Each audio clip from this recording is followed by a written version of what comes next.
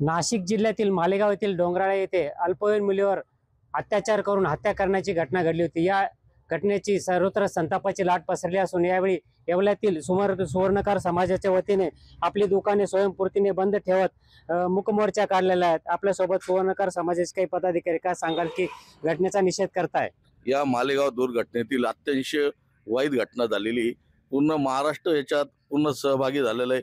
समाज असो, व्यापारी असो, आज या संघटनेत येवला व्यापारी महासंघ, येवला सराफ बाजार पूर्ण बंद करून याचा जाहीर निषेध करत आहे। असे जे नरधाम आहे यांना फाशीची शिक्षा नाही तर रस्त्यात उभं कापायला पाहिजे। आज हा बाजार बंद करून आम्ही जाहीर निषेध करत आहे आणि येवल्याला प्रांत साहेब पोलीस निरीक्षक यांना निवेदन देत आहे। या अशा नरधावांना कायदे कडक व्हायला पाहिजे आणि फाशीची शिक्षा व्हायला पाहिजे। आमचा याला जाहीर निषेध आहे। आपल्यासोबत अजूनही काही युवक आहे, काय सांगाल की अशी दुर्दैवी घटना घडलेली आहे, निषेध करता येवल्यातून? डोंगराळ येथे जी घटना झाली हा अतिशय अमानवीय प्रकार आहे। अमानुषपणे तिची निर्घुण हत्या करण्यात आली। आम्ही सर्व समाज आणि संपूर्ण तालुका जिल्ह्यातले लोक संपूर्ण या घटनेचा निषेध करतो।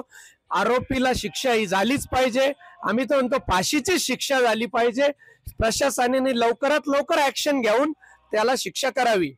एकूणच बघितलं तर या आरोपीला कठोरात कठोर शिक्षा करावी अशी मागणी येवल्यातील सुवर्णकार समाजाच्या वतीने करण्यात येत आहे। नरेंद्र बाटाव, जय महाराष्ट्र न्यूज, येवला।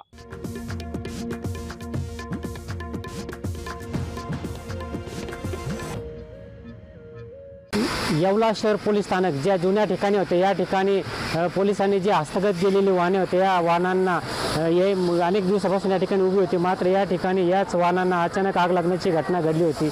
यावेळी स्थानिकांनी या आगीची माहिती नगर परिषदेला देतात। यावेळी अग्निशामक दलाची गाडी घटनास्थळी दाखल होत आग विझवण्याचा आटोकाट प्रयत्न करून आग आटोक्यात देखील आली आहे। मात्र अनेक दिवसापासून या ठिकाणी जुने जे पोलीस स्टेशन होते, या हद्दीत अनेक अपघातग्रस्त वाहनं असो, जप्त केलेली वाहनं असो, ही उभे असल्याने या ठिकाणी कचरा टाकण्यात येतो। मात्र हा कचरा अज्ञात जण पेटवता व त्यामुळे आग लागण्याची घटना घडत असतात। मागील काही दिवसापूर्वी देखील अशाच घटना घडल्या होत्या। मात्र यावेळी येवला शहर पोलीस स्थानकाचे पोलीस निरीक्षक व पोलिसांनी धाव घेत लागलेली आग आटोक्यात आणली असून एकूणच बघितलं तर या ठिकाणी नेहमीच अशा घटना घडत असून या घटनांना कधी आळा बसणार नक्कीच बघणं महत्त्वाचं ठरणार आहे। नरेंद्र बाटाव, जय महाराष्ट्र न्यूज, येवला।